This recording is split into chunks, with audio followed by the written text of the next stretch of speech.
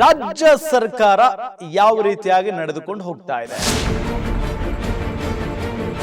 ಸಾಲು ಸಾಲು ಹಗರಣಗಳು ಹೊರಗಡೆ ಬರ್ತಾ ಹೋಗ್ತವೆ. ನಮಸ್ಕಾರ ವೀಕ್ಷಕರೇ, ನೀವು ನೋಡ್ತಾ ಇದ್ದೀರಾ ಗ್ಯಾರಂಟಿ ನ್ಯೂಸ್. ನಾನು ರಾಮ್ ಬಡ್ಗೇರ್. ರಾಜ್ಯ ಸರ್ಕಾರ ಯಾವ ರೀತಿಯಾಗಿ ನಡೆದುಕೊಂಡು ಹೋಗ್ತಾ ಇದೆ? ರಾಜ್ಯ ಸರ್ಕಾರ ಆಡಳಿತವನ್ನ ನಡೆಸ್ತಾ ಇದೆಯಲ್ಲ ಕಾಂಗ್ರೆಸ್, ಅವಾಗಿನಿಂದಲೂ ಕೂಡ ಅಧಿಕಾರದ ಚುಕ್ಕಾಣಿ ಹಿಡಿದಾಗಿನಿಂದಲೂ ಕೂಡ ನೆಮ್ಮದಿಯಾಗಿ ಆಡಳಿತವನ್ನ ನಡೆಸಿದ್ದಾರೆ ಅನ್ನೋ ಒಂದೇ ಒಂದು ದಿನಾನೂ ಕೂಡ ಇಲ್ಲ ಕಾಂಗ್ರೆಸ್ನ ಪಾಲಿಗೆ. ಯಾಕೆ ಅಂತ ಹೇಳಿದ್ರೆ ಒಂದಾದ ನಂತರ ಒಂದು ವಿವಾದಗಳು ಹುಟ್ಟಿಕೊಳ್ತಾನೆ ಇದ್ದಾವೆ, ಸೃಷ್ಟಿಯಾಗ್ತಾನೆ ಇದ್ದಾವೆ.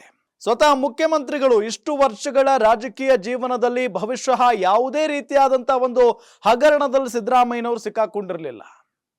ಸಣ್ಣ ಪುಟ್ಟ ಅದೆಲ್ಲ ಇತ್ತು, ಆದ್ರೆ ಇಷ್ಟು ದೊಡ್ಡ ಮಟ್ಟಕ್ಕೆ ಅವರು ಒಂದು ಕಪ್ಪು ಚುಕ್ಕೆ ಆಗಿ ಹೋಗ್ಬಿಡ್ತು ಅವರ ರಾಜಕೀಯ ಜೀವನದಲ್ಲಿ. ಮೂಢ ಹಗರಣ, ಅದಾದ ನಂತರ ಸಾಲು ಸಾಲು ಹಗರಣಗಳು ಹೊರಗಡೆ ಬರ್ತಾ ಹೋಗ್ತವೆ, ಒಂದಿಷ್ಟು ಕಿರುಕುಗಳಾಗ್ತವೆ. ಅದು ಕೂಡ ಸರ್ಕಾರಕ್ಕೆ ಮುಜುಗರ ತಂದಿಡುವಂತ ಪರಿಸ್ಥಿತಿ ಉಂಟಾಗುತ್ತೆ.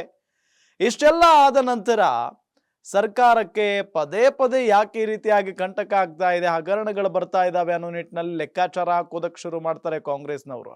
ಹಾಗಾದ್ರೆ ಈ ಇಡೀ ವರ್ಷ ಅನ್ನೋದಕ್ಕಿಂತ ಸರ್ಕಾರ ಬಂದಾಗಿನಿಂದಲೂ ಕೂಡ ಯಾವೆಲ್ಲ ವಿಚಾರಗಳಿಂದ ಸರ್ಕಾರ ಕುಗ್ಗಿ ಹೋಗ್ತಾ ಇದೆ, ಯಾವೆಲ್ಲ ವಿಚಾರಗಳಿಂದ ಸರ್ಕಾರಕ್ಕೆ ಮುಜುಗರ ಉಂಟಾಯಿತು, ಅವಮಾನ ಆಯಿತು, ಜೊತೆಗೆ ವಿಪಕ್ಷಗಳಿಗೆ ಅಸ್ತ್ರ ಸಿಕ್ಕಂತಾಯ್ತು, ಇದೆಲ್ಲದರ ಬಗ್ಗೆಯೂ ಕೂಡ ಗಮನಿಸ್ತಾ ಹೋಗೋಣ.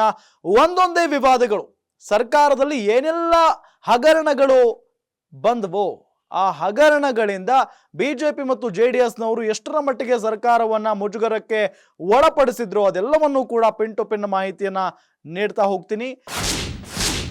ಮೊದಲ ಹಗರಣ ವಾಲ್ಮೀಕಿ ಹಗರಣ. ಸಚಿವ ಸ್ಥಾನಕ್ಕೆ ನಾಗೇಂದ್ರ ಅವರು ರಿಸೈನ್ ಮಾಡ್ತಾರೆ. ವಾಲ್ಮೀಕಿ ಹಗರಣ ನಿಮ್ಗೆಲ್ಲ ಗೊತ್ತೇ ಇದೆ. ಕರ್ನಾಟಕ ಮಹರ್ಷಿ ವಾಲ್ಮೀಕಿ ಪರಿಶಿಷ್ಟ ಪಂಗಡ ಅಭಿವೃದ್ಧಿ ನಿಗಮದಲ್ಲಿ ನಡೆದಂತ ಒಂದು ದೊಡ್ಡ ಹಗರಣ. ಎಷ್ಟರ ಮಟ್ಟಿಗೆ ಅಂತ ಅಂದ್ರೆ ಸಿದ್ದರಾಮಯ್ಯನವರು ಎಲ್ಲೋ ಒಂದ್ ಕಡೆ ಮುಜುಗರಕ್ಕೆ ಒಳಗಾಗ್ಬಿಡ್ತಾರೆ. ಏನಪ್ಪಾ ಇದು, ಗ್ಯಾರಂಟಿ ಯೋಜನೆಗಳನ್ನ ಕೊಟ್ಟು ರಾಜ್ಯ ಸರ್ಕಾರದ ಮೇಲೆ ರಾಜ್ಯದ ಜನರಿಗೆ ಒಳ್ಳೆಯ ಭಾವನೆ ಬಂದಿದೆ ಅನ್ನುವಷ್ಟರಲ್ಲಿ ನಮ್ಮ ಸರ್ಕಾರದ ಕ್ಯಾಬಿನೆಟ್ನ ಒಬ್ಬ ಮಂತ್ರಿ ಈ ಹಗರಣದಲ್ಲಿ ತಗಲಾಕೊಂಡು ಬಿಟ್ನಲ್ಲ ಅನ್ನೋ ನಿಟ್ಟಿನಲ್ಲಿನೇ ಅವಮಾನ ಆಗಿ ಹೋಗ್ಬಿಟ್ಟಿತ್ತು. ಯಾಕೆ ಅಂತ ಹೇಳಿದ್ರೆ ಆ ಒಂದು ನಿಗಮದ ಅಧೀಕ್ಷಕರಾಗಿದ್ದಂತ ಚಂದ್ರಶೇಖರನ್ ಅನ್ನೋರು ಈ ನಿಗಮದಲ್ಲಿ ಎಷ್ಟೆಲ್ಲ ಹಗರಣ ನಡೆದಿದೆ ಅನ್ನೋದರ ಬಗ್ಗೆ ಡೆತ್ ನೋಟ್ ಬರೆದಿಟ್ಟು ಆತ್ಮಹತ್ಯೆಗೆ ಶರಣಾಗ್ತಾರೆ. ಅದಾದ ನಂತರವೇ ಈ ಒಂದು ಪ್ರಕರಣ ಬೆಳಕಿಗೆ ಬರುತ್ತೆ, ಈ ಒಂದು ಹಗರಣ ಬೆಳಕಿಗೆ ಬರುತ್ತೆ. ಚಂದ್ರಶೇಖರನ್ ಆತ್ಮಹತ್ಯೆ ಮಾಡಿಕೊಂಡ ನಂತರವೇ ಈ ಒಂದು ಹಗರಣದಲ್ಲಿ ಯಾರ್ಯಾರಿದ್ದಾರೆ, ಯಾವ ರೀತಿಯಾಗಿ ಪಾಲುದಾರರು, ಎಲ್ಲದರ ಬಗ್ಗೆಯೂ ಕೂಡ ಮಾಹಿತಿ ಸಿಗುತ್ತೆ. ಕೆಲವು ಅಧಿಕಾರಿಗಳ ಹೆಸರನ್ನು ಕೂಡ ಉಲ್ಲೇಖವನ್ನ ಮಾಡಿದ್ರು. ಯಾರು ಆತ್ಮಹತ್ಯೆಗೆ ಒಳಗಾದಂತ ಅಥವಾ ಆತ್ಮಹತ್ಯೆ ಮಾಡಿಕೊಂಡಂತ ಚಂದ್ರಶೇಖರನ್ ಅವರು. ಈ ಹಿನ್ನೆಲೆಯಲ್ಲಿ ಸಚಿವ ಬಿ ನಾಗೇಂದ್ರ ಅವರು ಕೂಡ ಸಚಿವ ಸ್ಥಾನಕ್ಕೆ ರಾಜೀನಾಮೆಯನ್ನ ಕೊಡುವಂತ ಪರಿಸ್ಥಿತಿ ನಿರ್ಮಾಣ ಆಗುತ್ತೆ. ವಿಪಕ್ಷ ನಾಯಕರು ಸುಮ್ಮನೆ ಇರೋದಿಲ್ಲ, ದೊಡ್ಡ ಮಟ್ಟದಲ್ಲಿ ಹೋರಾಟವನ್ನ ಮಾಡ್ತಾರೆ. ಸಚಿವ ನಾಗೇಂದ್ರ ತಲೆದಂಡ ಆಗ್ಲೇಬೇಕು ಅನ್ನೋ ನಿಟ್ಟಿನಲ್ಲಿ ಅದರಂತೆ ಸಿಕ್ಕಾಪಟ್ಟೆ ಹೋರಾಟಗಳಾದ ನಂತರ ಮುಜುಗರದಿಂದ ತಪ್ಪಿಸಿಕೊಳ್ಳುವ ಸಲುವಾಗಿ ಮುಖ್ಯಮಂತ್ರಿ ಸಿದ್ದರಾಮಯ್ಯನವರು ತಮ್ಮ ಸಂಪುಟದ ಮಂತ್ರಿಯನ್ನ ಕೆಳಗಿಳಿಸ್ತಾರೆ, ರಾಜೀನಾಮೆಯನ್ನ ಪಡೆದುಕೊಳ್ಳುತ್ತಾರೆ. ಬಳಿಕ ಇಡಿ ಅವರನ್ನ ವಶಕ್ಕೆ ಪಡೆದುಕೊಳ್ಳುತ್ತೆ, ಅರೆಸ್ಟ್ ಮಾಡುತ್ತೆ ನಾಗೇಂದ್ರ ಅವರನ್ನ. ಮಹರ್ಷಿ ವಾಲ್ಮೀಕಿ ಪರಿಶಿಷ್ಟ ಪಂಗಡಗಳ ಅಭಿವೃದ್ಧಿ ನಿಗಮದ ಮುಖ್ಯ ಖಾತೆಯಲ್ಲಿ 2024-25ನೇ ಸಾಲಿನ ಯೋಜನೆಗಳಿಗೆ ಮೀಸಲಿಟ್ಟಂತ 187 ಕೋಟಿ ಮೊತ್ತದಲ್ಲಿ ಬರೋಬ್ಬರಿ 88 ಕೋಟಿ ಹಣವನ್ನ ನಿಗಮದ ಅಧ್ಯಕ್ಷರ ಗಮನಕ್ಕೂ ತರದೆ Union Bank of India MG ರಸ್ತೆಯ ಶಾಖೆಯ ಅನಧಿಕೃತ ಖಾತೆಗೆ ವರ್ಗಾವಣೆ ಮಾಡಲಾಗಿದೆ ಅನ್ನೋದು ಆರೋಪ ಆಗಿತ್ತು. 187 ಕೋಟಿ ಮೊತ್ತದಲ್ಲಿ 88 ಕೋಟಿ ರೂಪಾಯಿ ಹಣವನ್ನ ನಿಗಮದ ಅಧ್ಯಕ್ಷರ ಗಮನಕ್ಕೂ ತಾರದೆ ಯೂನಿಯನ್ ಬ್ಯಾಂಕ್ಗೆ, ಎಂಜಿ ರಸ್ತೆಯ ಶಾಖೆಯಲ್ಲಿರುವಂತಹ ಯೂನಿಯನ್ ಬ್ಯಾಂಕ್ಗೆ ಅನಧಿಕೃತ ಖಾತೆಗೆ ವರ್ಗಾವಣೆ ಮಾಡಲಾಗಿದೆ ಅನ್ನೋದು ದೊಡ್ಡ ಆರೋಪ ಆಗಿತ್ತು. ಫೆಬ್ರವರಿ 26ರಂದು ನಿಗಮದ ವ್ಯವಸ್ಥಾಪಕ ನಿರ್ದೇಶಕರು ಹಾಗೂ ಲೆಕ್ಕಾಧಿಕಾರಿಗಳ ಸಹಿಯನ್ನ ಪಡೆದು ನಿಗಮದ ಖಾತೆಯಿಂದ ಬೇರೆ ಬೇರೆ ಖಾತೆಗಳಿಗೆ ಹಂತವಾಗಿ 187.33 ಕೋಟಿ ರೂಪಾಯಿಯನ್ನ ವರ್ಗಾವಣೆ ಮಾಡಲಾಗಿತ್ತು. ಇದೆಲ್ಲದರ ಬಗ್ಗೆ ಸಂಪೂರ್ಣವಾಗಿ ತನಿಖೆ ಆದ ನಂತರ ತಿಳಿದು ಬರುತ್ತೆ. ನಾಗೇಂದ್ರ ಅವರ ತಲೆದಂಡವೂ ಕೂಡ ಆಗುತ್ತೆ, ಅರೆಸ್ಟ್ ಆಗ್ತಾರೆ. ಇದು ಸರ್ಕಾರಕ್ಕೆ ದೊಡ್ಡ ಮಟ್ಟದ ಅವಮಾನ ಆಗುತ್ತೆ, ಮುಜುಗರವನ್ನ ತಂದಿಟ್ಟಂತ ಒಂದು ಹಗರಣ ಇದು. ಅದಾದ ನಂತರ ಈಗ ನಾಗೇಂದ್ರ ಅವರು ಬೇಲ್ನ ಮುಖೇನ ಹೊರಗಡೆ ಬಂದಿದ್ದಾರೆ. ಇನ್ನು ಮತ್ತೊಂದು ಹಗರಣ ಯಾವುದು? ಮಂಡ್ಯ ಕೆರಗೋಡುವಿನಲ್ಲಿ ಹನುಮ ಧ್ವಜ ವಿವಾದ. ಮಂಡ್ಯದಲ್ಲಿ ಎಲ್ಲವೂ ಶಾಂತಿಯುತವಾಗಿತ್ತು ಅಂತ ಅಂದಂತ ಸಂದರ್ಭದಲ್ಲಿ ಕೆರಗೋಡು ಗ್ರಾಮದಲ್ಲಿ ಹನುಮ ಧ್ವಜ ವಿವಾದ ಹುಟ್ಕೊಂಡ್ಬಿಡುತ್ತೆ. ಎಷ್ಟರ ಮಟ್ಟಿಗೆ ಅಂತ ಅಂದ್ರೆ ಅಲ್ಲಿನ ಹಿಂದೂಗಳೆಲ್ಲ ಸರ್ಕಾರದ ವಿರುದ್ಧ ರೊಚ್ಚಿಗೆದ್ದು ಬಿಡ್ತಾರೆ. ನಿಮ್ಗೆಲ್ಲ ಗೊತ್ತೇ ಇದೆ ಏನಿದು ವಿವಾದ ಅಂತ ಹೇಳಿ. ಕಳೆದ 2024 ಅಂದ್ರೆ ಇದೇ ವರ್ಷ, ನಾವೀಗ ಕೊನೆಯ ತಿಂಗಳಲ್ಲಿದ್ದೀವಿ. ಇನ್ನೇನು 2-3 ದಿನಗಳಾದ್ರೆ ಅದು ಮುಗಿದು ಹೋಗ್ಬಿಡುತ್ತೆ. 2024 ಹೊಸ ವರ್ಷಕ್ಕೆ ಕಾಲಿಡ್ತೀವಿ. ಅಂದ್ರೆ 2024 ಆರಂಭದ ದಿನಗಳು ಅಂದ್ರೆ ಜನವರಿಯಲ್ಲಿ, ಅಂದ್ರೆ ಜನವರಿ 22ರಂದು ಅಯೋಧ್ಯೆಯಲ್ಲಿ ಬಾಲರಾಮನ ಪ್ರಾಣ ಪ್ರತಿಷ್ಠಾಪನೆ ವೇಳೆ ಕೆರಗೋಡುವಿನಲ್ಲಿ 108 ಅಡಿ ಸ್ತಂಭದಲ್ಲಿ ಹನುಮ ಧ್ವಜವನ್ನ ಹಾರಿಸಿದ್ರು. ಕೆರಗೋಡುವಿನಲ್ಲಿ ಒಂದು ಧ್ವಜ ಸ್ತಂಭದಲ್ಲಿ 108 ಅಡಿ ಸ್ತಂಭದ ಸ್ತಂಭದಲ್ಲಿ ಹನುಮ ಧ್ವಜವನ್ನ ಹಾರಿಸಲಾಗಿತ್ತು. ಬಹಳ ಭಕ್ತಿಯಿಂದ ಶ್ರದ್ಧೆಯಿಂದ ಅಲ್ಲಿ ಒಂದು ಹನುಮ ಧ್ವಜವನ್ನ ಹಾರಿಸಿದ್ರು. ಬಳಿಕ ಅದನ್ನ ತೆರವು ಮಾಡಿದ್ರು. ಅಲ್ಲಿನ ಎಸಿ ಮತ್ತು ತಹಶೀಲ್ದಾರ್ ಅವರು ಜೊತೆಗೆ ಅಧಿಕಾರಿಗಳು ಕೂಡ ಗ್ರಾಮಕ್ಕೆ ಬಂದಿದ್ರು. ಇದನ್ನ ನೋಡಿದಂತ ಗ್ರಾಮಸ್ಥರು ವಿರೋಧ ವ್ಯಕ್ತಪಡಿಸುವುದಕ್ಕೆ ಶುರು ಮಾಡ್ತಾರೆ. ಯಾಕೆ ನೀವು ಹನುಮ ಧ್ವಜವನ್ನ ತೆರವುಗೊಳಿಸಿದ್ರಿ ಅನ್ನೋ ನಿಟ್ಟಿನಲ್ಲಿ ಆಕ್ರೋಶ ವ್ಯಕ್ತವಾಗುತ್ತೆ. ಅಧಿಕಾರಿಗಳ ಜೊತೆಗೆ ಜಟಾಪಟಿ ನಡೆಯುತ್ತೆ. ನಂತರ ಸ್ಥಳೀಯ ಮಹಿಳೆಯರು, ಯುವಕರು ಸ್ಥಳದಲ್ಲಿ ಜಮಾಯಿಸಿ ಜೈ ಶ್ರೀರಾಮ್ ಜೈ ಹನುಮ ಅಂತ ಹೇಳಿ ಘೋಷಣೆಯನ್ನ ಕೂಗ್ತಾರೆ. ವಿರೋಧದ ನಡುವೆಯೂ ನಂತರ ಜಿಲ್ಲಾಡಳಿತ ಧ್ವಜವನ್ನ ತೆರವು ಮಾಡುತ್ತೆ. ಬಳಿಕ ತ್ರಿವರ್ಣ ಧ್ವಜವನ್ನ ಹಾರಿಸುತ್ತೆ. ನಂತರ ವಿವಾದ ರಾಜಕೀಯ ಆಯಾಮವನ್ನ ಪಡೆದುಕೊಳ್ತಾ ಹೋಗುತ್ತೆ. ಅಲ್ಲಿನ ಶಾಸಕ, ಕಾಂಗ್ರೆಸ್ನ ಶಾಸಕ ರವಿ ಗಣಿಗ ಅವರು ಎಲ್ಲೋ ಒಂದ್ ಕಡೆ ವಿವಾದವನ್ನ ಮೈ ಮೇಲೆ ಎಳೆದುಕೊಂಡ್ ಬಿಡ್ತಾರೆ. ಇಷ್ಟೆಲ್ಲ ವಿವಾದ ಆಗೋದಕ್ಕೆ ಕಾರಣನೇ ರವಿ ಗಣಿಗ ಅನ್ನೋ ನಿಟ್ಟಿನಲ್ಲಿ ಆಕ್ರೋಶ ವ್ಯಕ್ತವಾಗೋದಕ್ಕೆ ಶುರುವಾಗುತ್ತೆ. ಹಿಂದೂಗಳು ಅಂತ ಅಂದ್ರೆ ಕಾಂಗ್ರೆಸ್ಗೆ ಒಂದು ರೀತಿಯಾದಂತ ಅಸಡ್ಡೆ ಆಗಿಬಿಟ್ಟಿದೆ. ಕೇವಲ ಇನ್ನೊಂದು ವರ್ಗದ ಅಥವಾ ಇನ್ನೊಂದು ಕೋಮಿನ ತುಷ್ಟೀಕರಣ ಮಾಡ್ತಾ ಇದ್ದಾರೆ ಕಾಂಗ್ರೆಸ್ನವರು. ಹನುಮ ಧ್ವಜ ವಿವಾದ ಎಷ್ಟರ ಮಟ್ಟಿಗೆ ಪರಿಣಾಮ ಬೀರುತ್ತೆ ಅಂತ ಅಂದ್ರೆ ಕಾಂಗ್ರೆಸ್ನ ಮೇಲೆ ಇಡೀ ಹಿಂದೂಗಳು ತಿರುಗಿ ಬೀಳ್ತಾರೆ ಕಾಂಗ್ರೆಸ್ ಸರ್ಕಾರದ ವಿರುದ್ಧ. ಅಷ್ಟರ ಮಟ್ಟಿಗೆ ಈ ಒಂದು ವಿವಾದ ಸೃಷ್ಟಿಯಾಗಿರುತ್ತೆ. ಇದು ಕಾಂಗ್ರೆಸ್ ಸರ್ಕಾರದಲ್ಲಿ ನಡೆದಂತ ಮತ್ತೊಂದು ದೊಡ್ಡ ವಿವಾದ ಇದು. ಇನ್ನು ಮೂರನೇ ವಿವಾದ ಅಂತ ಅಂದ್ರೆ ಕಾಂಗ್ರೆಸ್ನ ಸಾರಥಿ ಸಿಎಂ ಸಿದ್ದರಾಮಯ್ಯ ಅವರ ವಿರುದ್ಧ ಮೂಡಾ ಪ್ರಕರಣ. ನಿಮಗೆಲ್ಲ ಗೊತ್ತೇ ಇದೆ, ಸಿಎಂ ಸಿದ್ದರಾಮಯ್ಯನವರ ವಿರುದ್ಧ ಮೂಡಾ ಹಗರಣ ಕೇಳಿ ಬಂದಂತ ಸಂದರ್ಭದಲ್ಲಿ ಎಲ್ಲರಿಗೂ ಆಶ್ಚರ್ಯ.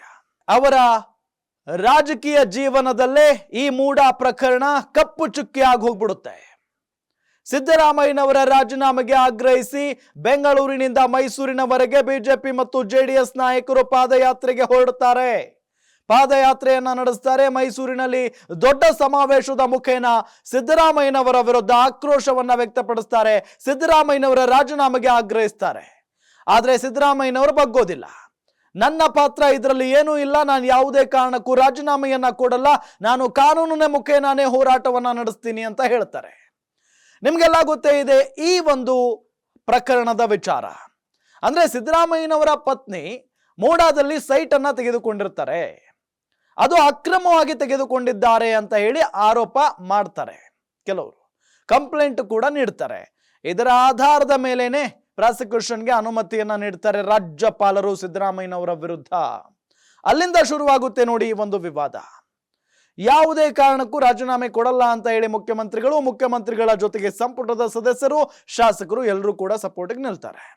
ಆದ್ರೆ ಸಿದ್ದರಾಮಯ್ಯನವರನ್ನ ಶತಾಯಗತಾಯ ಕೆಳಗಿಳಿಸಲೇಬೇಕು ಅನ್ನೋದು ಬಿಜೆಪಿ ನಾಯಕರು ಮತ್ತು ಜೆಡಿಎಸ್ ನಾಯಕರ ಆಶ್ರಯವಾಗಿತ್ತು, ಗುರಿಯಾಗಿತ್ತು. ಅದರಂತೆ ದೊಡ್ಡ ಮಟ್ಟದಲ್ಲಿ ಹೋರಾಟ ನಡೆಸ್ತಾರೆ.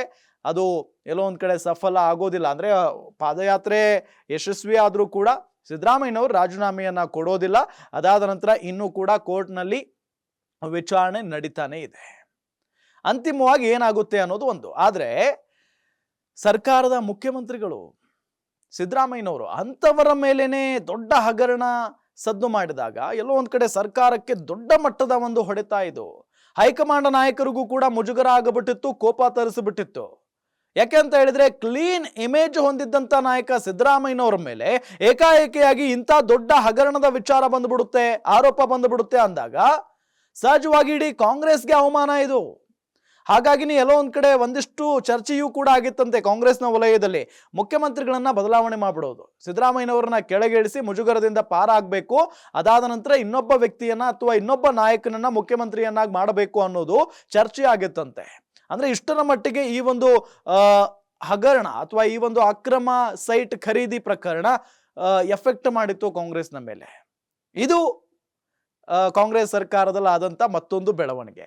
ಇನ್ನು ನಾಲ್ಕನೇ ವಿವಾದ ಯಾವುದಪ್ಪ ಅಂತ ಅಂದ್ರೆ ವಕ್ಫ್ ವಿವಾದ. ಕಾಂಗ್ರೆಸ್ ವಿರುದ್ಧ ತುಷ್ಟೀಕರಣ ಆರೋಪ ಕೇಳಿ ಬಂದಿತ್ತು. ನಿಮಗೆಲ್ಲ ಗೊತ್ತೇ ಇದೆ ವಕ್ಫ್ ವಿವಾದ ಎಷ್ಟರ ಮಟ್ಟಿಗೆ ಸಂಚಲನವನ್ನ ಕ್ರಿಯೇಟ್ ಮಾಡಿತ್ತು ಅಂತ ಹೇಳಿ. ಹಿಂದೂಗಳ ಜಾಗವನ್ನ, ಹಿಂದೂಗಳ ಜಮೀನನ್ನ ವಕ್ಫ್ ಮಂಡಳಿ ನಮ್ಮದು ಅಂತ ಹೇಳಿ ನಮಗ್ ಬಿಟ್ಟುಕೊಡಿ ಅನ್ನೋ ನಿಟ್ಟಿನಲ್ಲಿ ನೋಟಿಸ್ ಅನ್ನ ಕೂಡ ಕಳುಹಿಸಿತ್ತು. ಅದ್ಯಾವಾಗಲೂ ಅದೇನೋ ಆಗಿ ಬರೆಸಿಕೊಂಡಿದ್ದಂತ ಆಸ್ತಿ ಪತ್ರ ಹಿಂದೂಗಳ ಬಳಿ ಇರಲಿಲ್ಲ.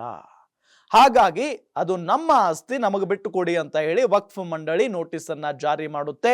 ಅಯ್ಯೋ ಏನಾಗ್ಬಿಡ್ತು ಅಂತ ಹೇಳಿ ಹಿಂದೂ ಜಮೀನ್ದಾರರು ಅಥವಾ ಹಿಂದೂ ರೈತರು ತಲೆ ಮೇಲೆ ಕೈ ಹೊತ್ತು ಕೂತ್ಕೊಂಡು ಬಿಟ್ಟಿದ್ರು. ಆ ಸಂದರ್ಭದಲ್ಲಿ ಎಂಟ್ರಿ ಆಗಿದ್ದೆ ಬಿಜೆಪಿ ಯತ್ನಾಳ್ ಬಣ. ವಿಜಯಪುರದಿಂದಲೇ ಸ್ಟಾರ್ಟ್ ಆಗುತ್ತೆ ಈ ಒಂದು ವಕ್ಫ್ ವಿಚಾರ.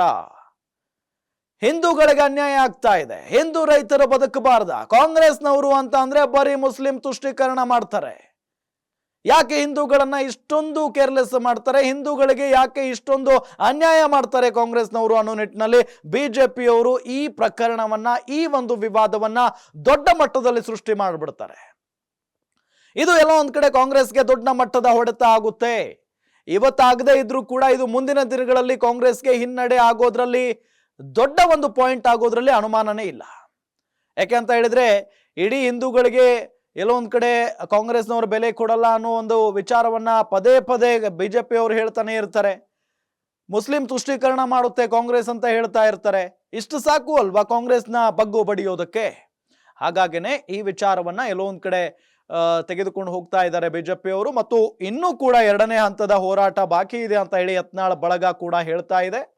ಯತ್ನಾಳ್ ಅಂಡ್ ಟೀಮ್ ಇದೇ ತಿಂಗಳು ಅಥವಾ ಮುಂದಿನ ತಿಂಗಳು ಇದಕ್ಕೆ ಮತ್ತೊಂದು ಹೋರಾಟವನ್ನ ಮಾಡ್ತೀವಿ ಅಂತ ಹೇಳಿ ಹೇಳ್ತಾ ಇದ್ದಾರೆ. ಕಾದ್ ನೋಡ್ಬೇಕು ಆ ಹೋರಾಟ ಯಾವ ರೀತಿಯಾಗಿರುತ್ತೆ ಅಂತ ಹೇಳಿ. ಒಟ್ಟಾರೆ ವಕ್ಫ್ ವಿವಾದ ಏನಿದೆಯಲ್ಲ ಸರ್ಕಾರಕ್ಕೆ ದೊಡ್ಡ ಮಟ್ಟದ ಮುಜುಗರವನ್ನ ತಂದಿದೆ. ಇನ್ನು ಐದನೇ ವಿವಾದ ಯಾವುದು ಅಂದ್ರೆ ಈಗ ಶುರುವಾಗಿರುವಂತಹ ವಿವಾದ ಇದು. ಬೀದರ್ ಗುತ್ತಿಗೆದಾರ ಸೂಸೈಡ್ ಮಾಡ್ಕೊಂಡಿದ್ದಾರೆ. ಯುವ ಗುತ್ತಿಗೆದಾರ ಸೂಸೈಡ್ ಮಾಡ್ಕೊಂಡಿದ್ದಾರೆ. ಅವರ ಆರೋಪದ ಪ್ರಕಾರ ಇಲ್ಲಿ ಸಚಿವ ಪ್ರಿಯಾಂಕ್ ಖರ್ಗೆ ಅವರ ಆಪ್ತರು ನನಗೆ ಕಿರುಕುಳವನ್ನ ನೀಡಿದ್ದಾರೆ, ಲಂಚಕ್ಕೆ ಬೇಡಿಕೆಯನ್ನ ಇಟ್ಟಿದ್ರು ಅನ್ನೋ ನಿಟ್ಟಿನಲ್ಲಿ ಡೆತ್ ನೋಟ್ ನಲ್ಲಿ ವಿವರವಾಗಿ ಬರೆದಿಟ್ಟು ಉಲ್ಲೇಖ ಮಾಡಿ ಅವರು ಆತ್ಮಹತ್ಯೆಗೆ ಶರಣಾಗಿದ್ದಾರೆ.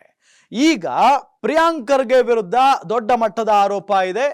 ಪ್ರಿಯಾಂಕ್ ಖರ್ಗೆ ಆಪ್ತರೇ ಈ ಕೆಲಸ ಮಾಡಿದ್ದಾರೆ ಅಂತ ಅಂದಾಗ ಪ್ರಿಯಾಂಕ್ ಖರ್ಗೆ ಅವರ ಪಾತ್ರವೂ ಕೂಡ ಇದರಲ್ಲಿದೆ.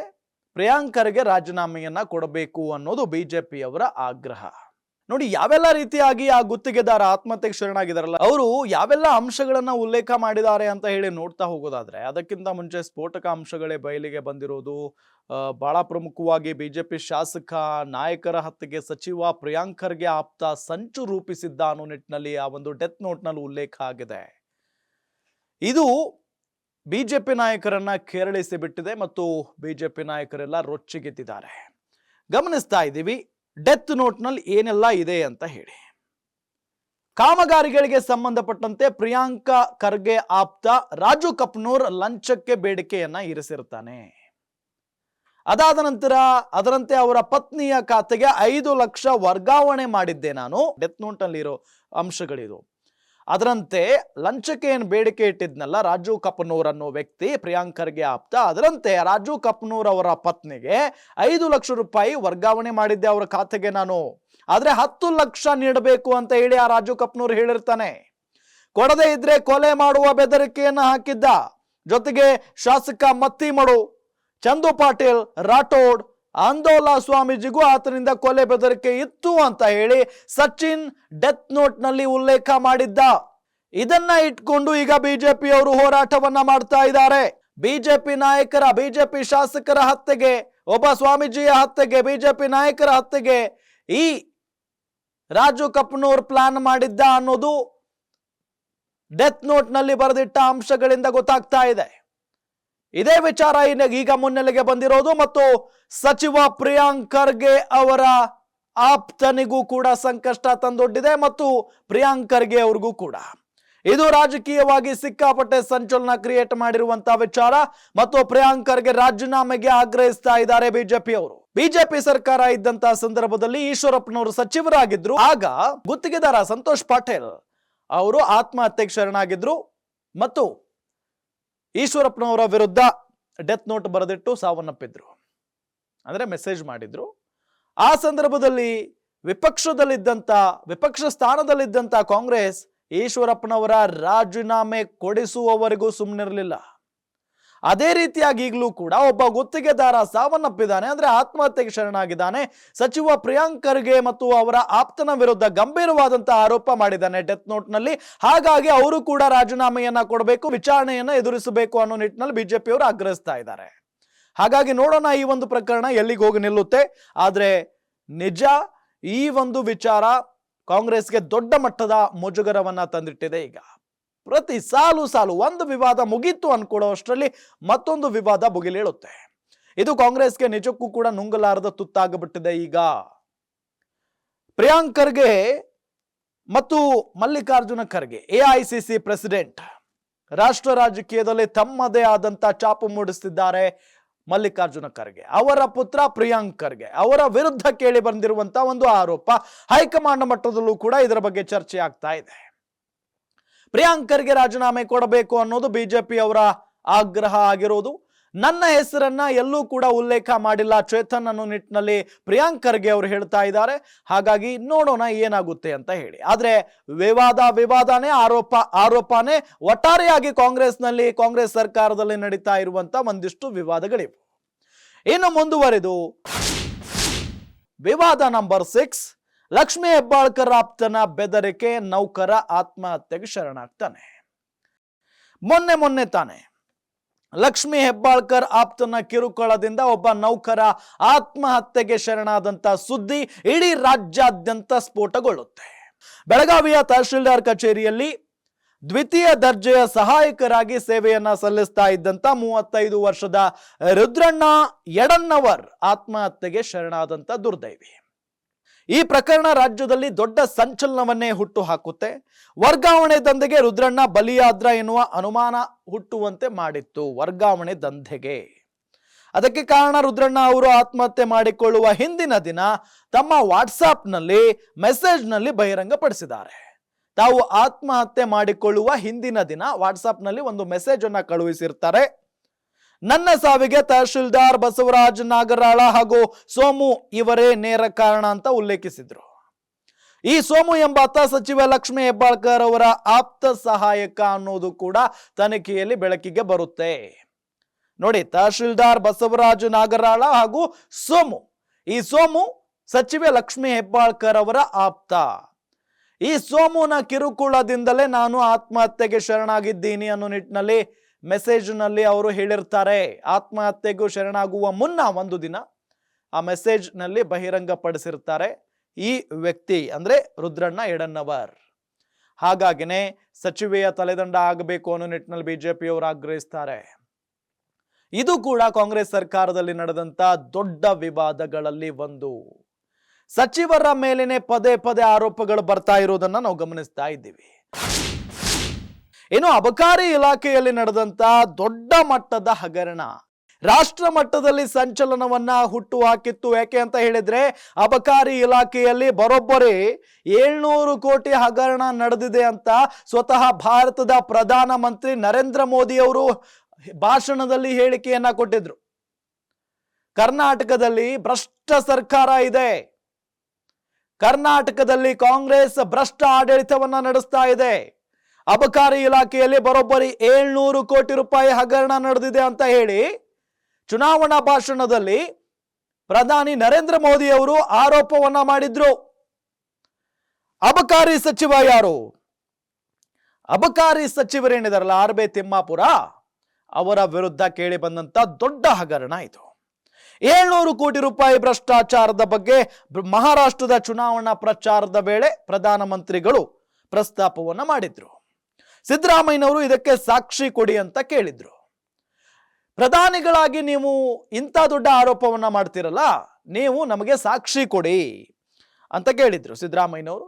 ಅದು ಪ್ರಧಾನಿ ಮೋದಿ ಅವರು ಮಾಡಿರುವ ಆರೋಪ ಅಲ್ಲ, ಕರ್ನಾಟಕ ರಾಜ್ಯ ಮದ್ಯ ಮಾರಾಟಗಾರರ ಸಂಘ ಮಾಡಿರುವಂತ ಆರೋಪ ಆಗಿತ್ತು. ಪ್ರಧಾನಿ ಮೋದಿ ಅವರು ನೇರವಾಗಿ ತಮ್ಮ ಗಮನಕ್ಕೆ ಬಂದಿದೆ ಅಂತ ಹೇಳಿ ಆರೋಪ ಮಾಡಿರಲಿಲ್ಲ. ಆದರೆ ರಾಜ್ಯದಲ್ಲಿ ರಾಜ್ಯ ಮದ್ಯ ಮಾರಾಟಗಾರರ ಸಂಘ ಮಾಡಿರುವಂತ ಆರೋಪವನ್ನೇ ಇಟ್ಕೊಂಡು ಪ್ರಧಾನಿಗಳು ಹೇಳಿದ್ರು. ಮದ್ಯ ಮಾರಾಟಗಾರರ ಸಂಘ ಬರೆದಿರುವ ಪತ್ರವನ್ನ ಒಮ್ಮೆ ಮುಖ್ಯಮಂತ್ರಿಗಳು ತರಿಸಿಕೊಂಡು ಓದಬೇಕು. ಸಾಕ್ಷಿ ಬೇಕಾದ್ರೆ ಸಿದ್ದರಾಮಯ್ಯನವರು ಮದ್ಯ ಮಾರಾಟಗಾರರ ಸಂಘದ ಆರೋಪ ತನಿಖೆ ಮಾಡಲು ಮತ್ತೊಂದು SIT ರಚನೆ ಮಾಡಲಿ ಅಂತ ಕೂಡ ಪ್ರಧಾನಿಗಳು ಸವಾಲು ಹಾಕಿದ್ರು. ಒಂದಲ್ಲ ಎರಡಲ್ಲ, ಬರೋಬ್ಬರಿ 700 ಕೋಟಿ ರೂಪಾಯಿ ಹಗರಣ ನಡೆದಿತ್ತು ಅನ್ನೋ ಆರೋಪ ಇದೆ. 700 ಕೋಟಿ ರೂಪಾಯಿ ಯಾರ ದುಡ್ಡು? ನಮ್ಮ ದುಡ್ಡು, ಸಾರ್ವಜನಿಕರ ದುಡ್ಡು. ಸರ್ಕಾರ ಇವ್ರದಿದೆ, ಗೌರ್ಮೆಂಟ್ ಇವ್ರದಿದೆ, ಸಚಿವರು ನಾವಾಗಿದ್ದೀವಿ ಅಂತ ಹೇಳಿ ಬೇಕಾಬಿಟ್ಟಿ ಹಗರಣ ಮಾಡಿದ್ರೆ ಹಗರಣಗಳ ಸರಮಾಲೆ ಅನ್ಬಿಲಿವೇಬಲ್. ಎಷ್ಟು ಹಗರಣಗಳ ಬಗ್ಗೆ ನಾವು ಇವತ್ತು ಮಾತನಾಡಿದ್ವಿ, ಎಷ್ಟು ಜನ ಇದರಲ್ಲಿ ಭಾಗಿಯಾಗಿದ್ರು, ಎಷ್ಟು ಜನರ ತಲೆದಂಡ ಆಗಿದೆ.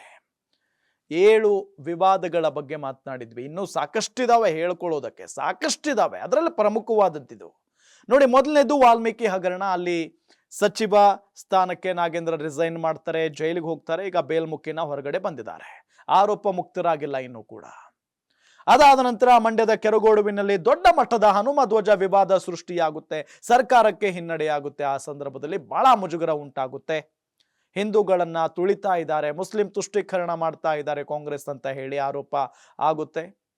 ಅದಾದ ನಂತರ ಸಿಎಂ ಸಿದ್ದರಾಮಯ್ಯನವರ ವಿರುದ್ಧ ಮೂಡಾ ಪ್ರಕರಣ ಕೇಳಿ ಬರುತ್ತೆ, ಆರೋಪ ಕೇಳಿ ಬರುತ್ತೆ ಸಿದ್ದರಾಮಯ್ಯನವರ ವಿರುದ್ಧ. ವಕ್ಫ್ ವಿವಾದ ಶುರುವಾಗುತ್ತೆ, ಕಾಂಗ್ರೆಸ್ ವಿರುದ್ಧ ಆರೋಪಗಳ ಸುರಿಮಳೆ. ಮತ್ತೊಮ್ಮೆ ಅಗೇನ್ ಇಲ್ಲಿ ಮುಸ್ಲಿಂ ತುಷ್ಟೀಕರಣ. ಇನ್ನು ಬೀದರ್ ಗುತ್ತಿಗೆದಾರ ಸೂಸೈಡ್ ಮಾಡ್ಕೊಳ್ತಾರೆ, ಸಚಿವ ಪ್ರಿಯಾಂಕ್ ಖರ್ಗೆ ಅವರ ವಿರುದ್ಧ ಆರೋಪ ಕೇಳಿ ಬರ್ತಾ ಇದೆ. ಅದಾದ ನಂತರ ಲಕ್ಷ್ಮೀ ಹೆಬ್ಬಾಳ್ಕರ್ ಆಪ್ತನ ಬೆದರಿಕೆಯಿಂದ ನೌಕರ ಒಬ್ಬ ಆತ್ಮಹತ್ಯೆಗೆ ಶರಣಾಗ್ತಾನೆ, ಅಲ್ಲಿಗೂ ಕೂಡ ಸಚಿವೆಯ ಆಪ್ತ. ಅದಾದ ನಂತರ ಅಬಕಾರಿ ಇಲಾಖೆಯಲ್ಲಿ 700 ಕೋಟಿ ಹಗರಣ.